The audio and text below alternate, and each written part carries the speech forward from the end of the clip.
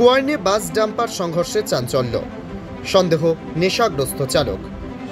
বালুরঘাট ব্লকের কোয়ারন এলাকায় রবিবার সকালে এক ভয়াবহ দুর্ঘটনায় চাঞ্চল্য ছড়ায়।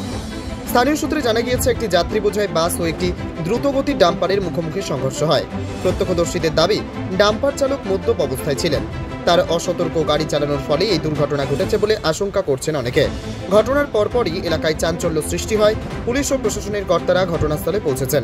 আহত ও মৃতের সংখ্যা সঠিক এখনও জানা যায়নি। পুলিশ ঘটনার তদন্ত শুরু করেছে। চালককে আটক করা হয়েছে কিনা সে বিষয়ে এখনো পর্যন্ত নিশ্চিতভাবে কিছু জানা যায়নি।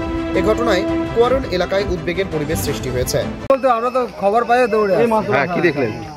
আসে দেখছি এখানটা এইভাবে পড়ে আছে। হ্যাঁ, কার সাথে কার লাগলো? যা আমি শুনলাম এই ডাম্পারটা বলে ওই সাইড থেকে আসতেছিল। হ্যাঁ, আসে মদ খেয়েছিল, হয়তো শুয়ে পড়লো, অ্যাক্সিডেন্ট হয়ে এখানে এই পাশে আসে ঠুকে দিয়েছে এটাকে, বাসটাকে ঠুকে দিয়েছে।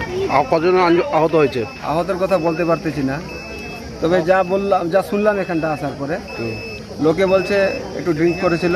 ও কি হয়েছে নিজেই জানে না। বলে কে ড্রিঙ্ক করেছিল? ডাম্পারের ড্রাইভার যা বললো আমাকে। এই বাসে কতজন লোক ছিল? এটার কথা বলতে পারতেছি না। বাসটা কোথায় যাচ্ছিল? এটা নালাগোলা যায়।